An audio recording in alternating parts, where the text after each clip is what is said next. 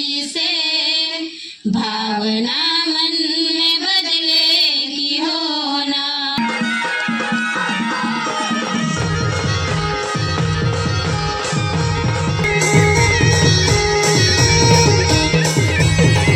એ દેશનું નામ સાંભળ્યું છે?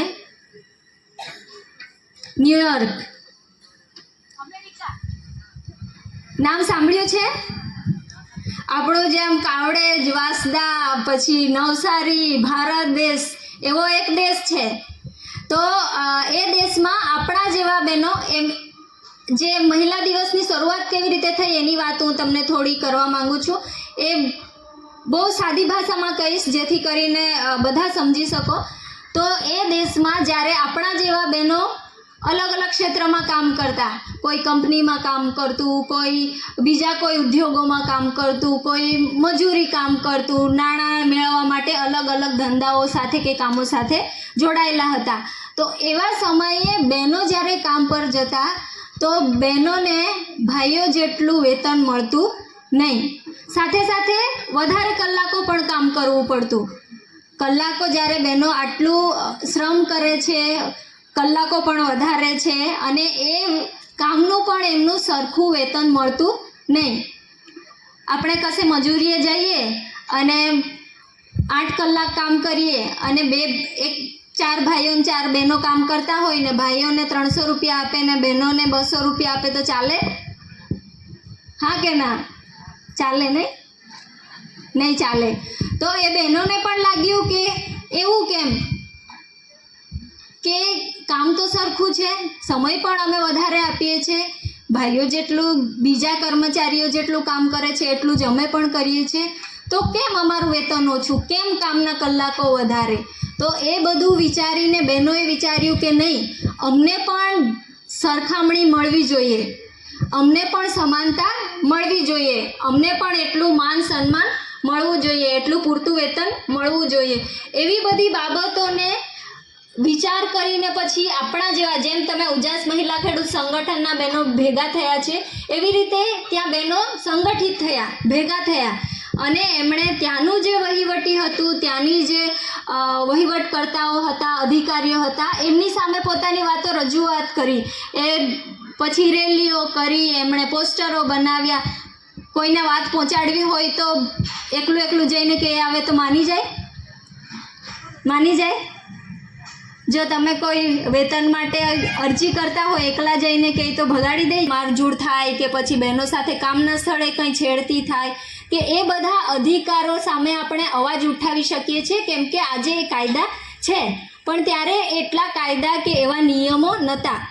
એટલા માટે આપણા જેવા બહેનોએ ભેગા થયા, આપણા જેવા બહેનો એ બાબતોની ચર્ચા કરી, તો પછી એ અધિકારો અને એ કાયદાઓ ધીરે ધીરે આવ્યા. તો મહિલા દિવસની જે શરૂઆત જે છે એ એવી રીતે થઈ.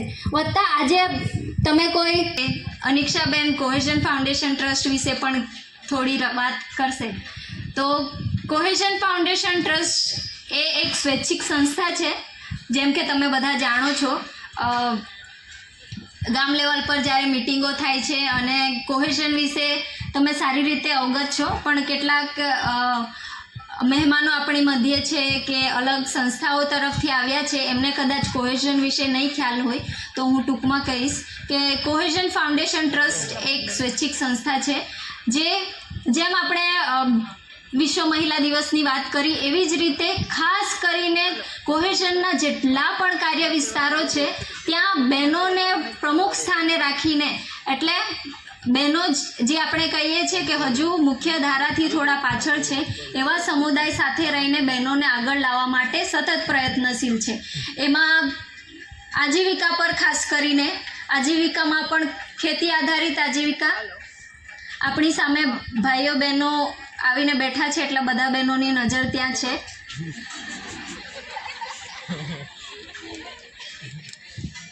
પછી આજીવિકા કોણ કોણ ખેતી કરે છે? અહીંયા ખેતી કરો છો તો કોહેઝન ખેતી આધારિત આજીવિકા પર કામ કરે છે. પછી એની સાથે રહીને ખેતીમાં સારી ખેતી કેવી રીતે કરી શકાય, ઓછામાં ઓછી ખેતીનું માપ છે એમાંથી સારું ઉત્પાદન કેવી રીતે બહેનો લઈ શકે, બહેનોએ જે ખેતીના સંસાધનો છે કે પરિવાર લેવલ પર સંસાધનો છે એમાં બહેનોને પૂરતું સન્માન મળે, બહેનોનું પણ એટલું જ હોલ્ડ એટલે કે એનું નિયંત્રણ એટલું જ હોય એ સંસાધનો પર, એના પર કામ કરે છે. બિન ખેતી આધારિત આજીવિકા એના પર પણ કામ કરે છે કે બિન ખેતી આધારિત આજીવિકા કોને કહીશું, જેમાં નાના ધંધાઓ છે કે પછી વ્યવસાયો છે, ગૃહ ઉદ્યોગો છે, એવા જ્યાં બહેનોની ખેતી નથી પણ કંઈક ને કંઈક નાના મોટા વ્યવસાયો થકી બહેનો પોતાની આજીવિકા મેળવી શકે, બહેનો પોતાનું વ્યવસાય, પોતાનું ઘર ચલાવી શકે, એના માટે કાર્યરત છે.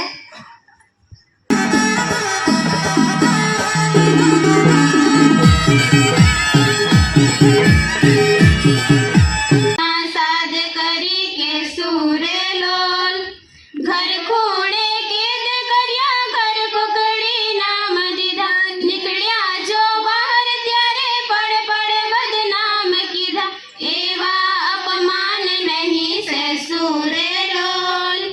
સસલી સહેલી અમે સાથ સાથ ઘૂમશું, શેરીમાં સાદ કરી કે સુરે લોલ, સાથ સાથ ઘૂમશું, શેરીમાં સાદ કરી કે સુરે લોલ. સાથે મળીને સંભળાવું છેરશું, સદીઓ પુરાણા બંધનને તોડશું, ખડખડતી નદીઓ થઈ વેસું રે લોલ. સરખી સહેલી અમે સાથ સાથ ઘૂમશું, શેરીમાં સાદ કરી કે સુરે લોલ. તાળીઓથી વધારીશું બેન આપણે.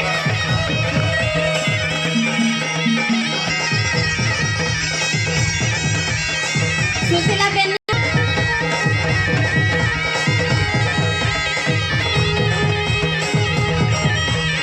આપણે મહેમાનોને.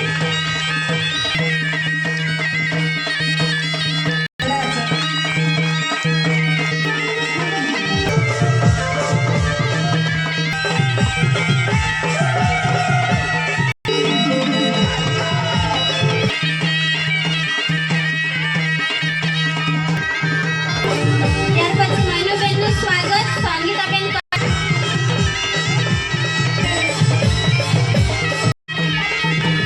તાળીઓ ચાલુ રાખીશું આપણે.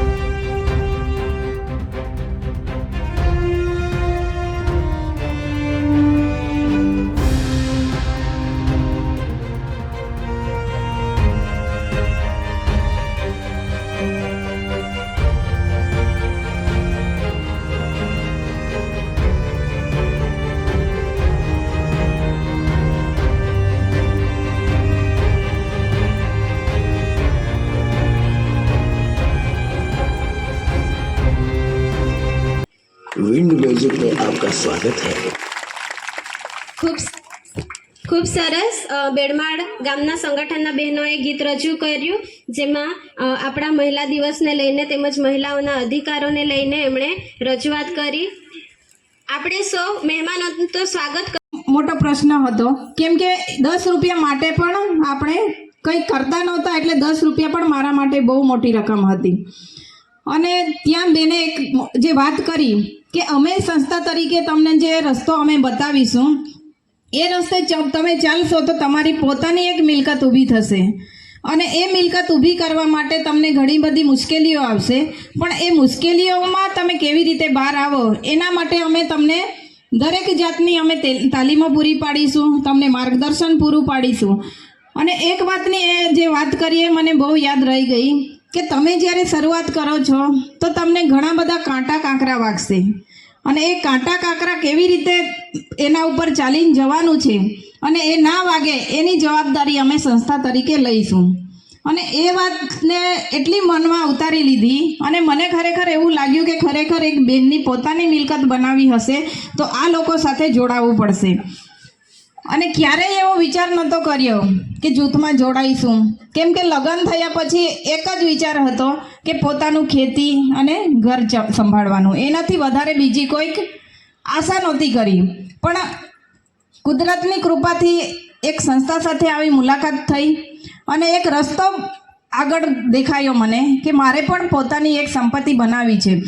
અને સંપત્તિ એટલે કે આપણી પોતાની મિલકત બનાવવા માટે જે બચત વસ્તુ છે, જે બચત મંડળ જોડાશો, એ બચત મંડળમાં પોતાની 10 રૂપિયાની પણ તમે બચત કરશો તો એ તમારી પોતાની ગણાશે. અને ત્યાં તમારા પતિ કે તમારા સસરા કે તમારો દીકરો આવીને માંગશે તો એ ના મળે, કેમ કે એક બેનની પોતાની એક પોતાના નામ પર હોય છે. અને તે સમયે અમે બેંક પણ નહોતી જઈ અને જ્યારે અમે જૂથમાં જોડાયા, નાનકડા એવા જૂથથી શરૂઆત કરી, તો બેંકમાં બચત જમા કરવા જતા હતા ત્યારે પણ બીક લાગે કે એ લોકો અમને કંઈક પૂછશે તો. અને આવી રીતે સ્ટેજ પર આવીને બોલવાની તો ભાન જ નહોતું, કેમ કે આવું બોલવા જઈએ એટલે શું થાય, ધ્રુજારી થાય. અને આ જૂથોમાં જોડાયા, પછી તાલુકા સ્તરે સંગઠનમાં જોડાયા. જ્યારે આવા કોઈ પ્રોગ્રામો હોય, આવું મહિલા દિનની ઉજવણી હતી 2004માં, અને પહેલી વાર જ્યારે 8મી માર્ચ શું છે એ ત્યારે જાણ્યું કે બહેનો માટે પણ કોઈ દિવસ હોય છે. અને જ્યારે અમે કાર્યક્રમમાં ગયા, રેલીનું આયોજન કર્યું, એક આવેદનપત્ર કલેક્ટરને આપવાનું હતું. આવા બધા જે કાર્યક્રમો જોયા એટલે નવાઈ લાગ્યું કે આ બહેનો સ્ટેજ પર બોલે છે તો મારી પણ ઈચ્છા થઈ. હું પણ નીચે બેઠી બેઠી મારા મનમાં વિચાર લાવતી હતી કે મારે પણ આવી રીતે જઈને બોલવું છે, મારે પણ આવા ગીતો ગાવા છે. અને ત્યારથી મનમાં એક સંકલ્પ કર્યો કે આવતા વર્ષે જ્યારે મહિલા દિવસની ઉજવણી થશે તો હું સ્ટેજ પર બેસીશ. ખાલી મારા મનમાંથી જ મેં વિચારો કર્યા. અને એક વર્ષમાં જ્યારે જૂથની કામગીરી સારી જોઈ અને જ્યારે અમારા કાર્યક્રમો થાય બચત મંડળના કે પછી સંગઠનના, તો ત્યાં રેગ્યુલર મિટિંગોમાં જવાનું રાખ્યું. પછી અમારો બચત ઝુંબેશનો આખો કાર્યક્રમ ચાલે કે જે જૂથો ગામોમાં નથી એ ગામોમાં જઈને અમે સાંજે મિટિંગો કરીએ. અને દિવસની મિટિંગો માટે પણ જવાની ઘરમાંથી મુશ્કેલી થતી હતી. એ સમયે જ્યારે સાંજે જવાનું હોય તો કેટલી બધી મુશ્કેલીઓ થાય. આપણે વિચારીએ છીએ કે આપણે બહેનો જ્યારે ઘરની બહાર કાઢીએ છીએ તો કેટલા બધા મેણા ટોણા સાંભળીએ છીએ. લોકો આપણને આસાનીથી બહાર આવવા નથી દેતા અને એવા મેણા ટોણા ઘણા બધા સાંભળ્યા છે. તો બેન કહે કે પેલા બેન તો આવું કહેતા હતા. થોડું દુઃખ પણ થાય કે આપણા જેવા બહેનો છે, બહેનો પોતાને સમજતા નથી. પણ મનમાં એવું હતું કે જે લોકો આપણા માટે ખોટું વિચારે છે એ લોકોને આપણે કામ કરીને જવાબ આપીશું.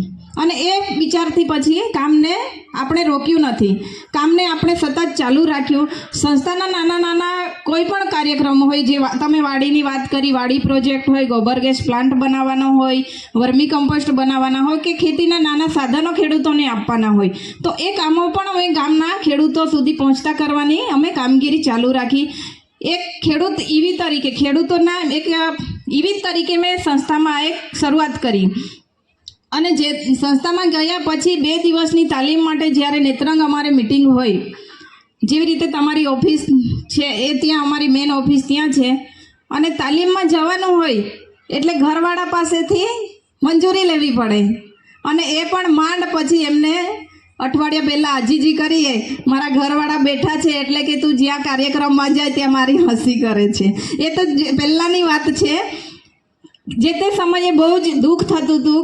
અત્યારે તો બહુ એમ આપણે બધાની આગળ હસીને વાત કરી શકીએ છીએ, પણ જ્યારે 2 દિવસ બાદ